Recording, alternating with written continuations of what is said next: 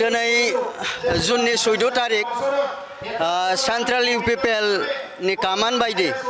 BTR नि chief प्रमद बर' बिथांनि बिथोन बायदि UPPL हिसाबै जोंहा मोनफ्रोमबो बुथ कमिटियाव फेज 1 UPPL फेमिलि बानायदों आरो बै फेमिलिखौ लानानै बुथ सन्मेलन जोंखौ मिटिं खुंनो थिनदोंमोन दिनै जोङो खुंफुंबाय जोंहा 86 बुथ कमिटि दङ आरो बेयाव फेज 1 आव जोंहा 40 जन के फेमिलि दङ आरो बे 86 नि 40 जन के फेमिलिखौ जोङो दिनै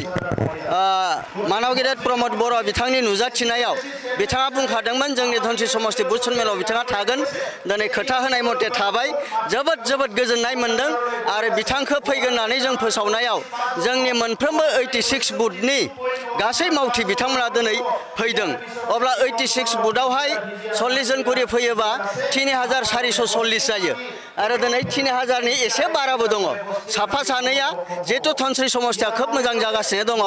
आरो चिफ सार फैगोन बे हिसाबै बिथांखौ नायनो दिनै साफा सानै बारा फैबाय आरो आं साबायखर बावदों जोंनि 13टा प्राइमारि कमिटि प्रेसिडेन्ट सेक्रेटारि आरो बुथ कमिटिनि प्रेसिडेन्ट सेक्रेटारि आरो मोनफ्रोमबो बुथाव जोंहा बुथ एक्सपार्ट मेम्बार दङ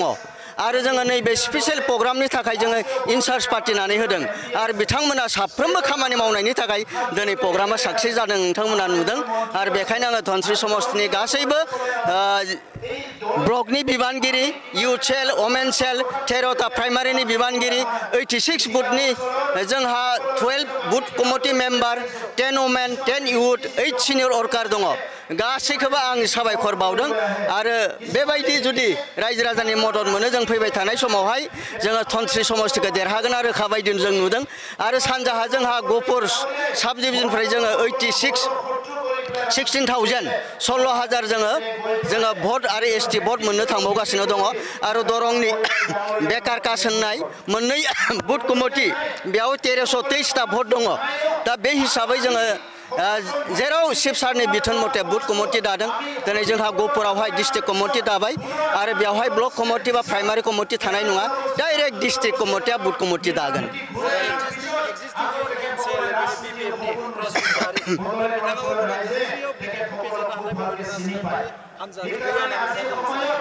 बिथांमोना बुंनो हागौ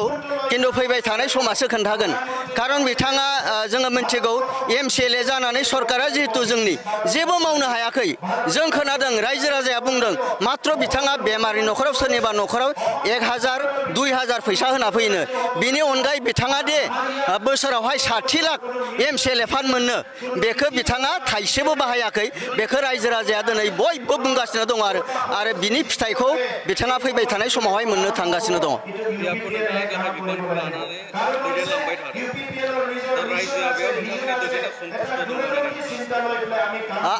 आंखौल' होना जोंहा जि ब्लक कमिटिनि गासै बिबानगिरि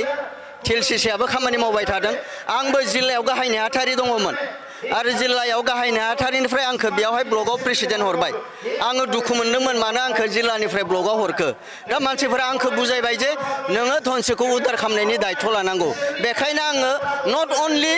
फिजिकेल आङो फाइनान्सियेल फिजिकेल खस्थ' खालामनानै खामानि मावदों आरो जोंहा ब्लक कमिटिनि इउथ सेलनि वमेन सेलनि बयबो खामानि मावनानैलाय दा बयबो ग्रोम ग्रोम मावनायखायनो आरो जोंहा IT सेलबो दङ बिथांमोनाबो ग्रोम ग्रोम मावदों नोंथांमोनाबो जोंखौ अनो फैसा होनो हायाबाबो नोंथांमोना जोंखौ फकास खालामो दा बेखायनो गासैनिबो अननाय मोननानै बेखिनि थासारिया फैदों होननानै आं सानो फैबाय थानाय समावहाय दायो प्रेक्टिकेलि सोरबा गोबां बिगोन नङा होमबा बिनो राइट दङ डेम'क्रेटिक बेवहाय प्रेक्टिकेलि खिन्थु खामानि मावबाय थानाया थांनाय समावहाय थांनाय बिसायख'थियाव जेननाय जोंहा TLCC सेमा रुजुगोरा बिथाङाबो दाबिदार आरो आंबो दाबिदार जों सानैयानो प्रेक्टिकेल दायो खामानि मावबाय थादों दा बिनि अनगायै बाखि गिता सोरबा धनस्रिया मोजां जाबाय फैनो होननाय खोनादों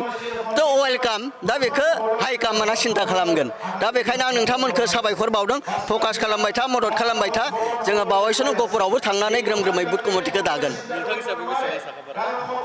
आङो अलवेज रेडि नोंथांमोना मिथिगौ आङो 6 थाखोआव फरायनायनिफ्रायनो आबसुआव दङ दा आङो 45 बोसोरसिम आबसुआव थाबाय 2020 सननि 27 जानुवारियाव जे बिटिआर एकर्ड जाबाय बेनिफ्राय आङो बोरायबाय होननानै ओंखारनानै आङो लोगो लोगो बे धोनस्रि समष्टियावनो 1 बोसोर आं आफादगिरि मावदों आंखौ जिल्लायाव लानानै थांबाय 3 बोसोर कमप्लिट गाहाय नेहाथारि हिसाबै मावबाय आरो दायो धोनस्रियाव आंखौ हरफिनबाय आं खामानि मावबायानो थादों आरो मावलांगोन आं जिहेतु हाबाबो जायाखै सान हर आं खामानि मावनो हायो आं दुखु मोनदों मानो हरनांगौ किन्तु आङो चेलेन्जजों बेखौ देरहा होथारगोन होननानै आं खामानि मावबाय थादों थेंक इउ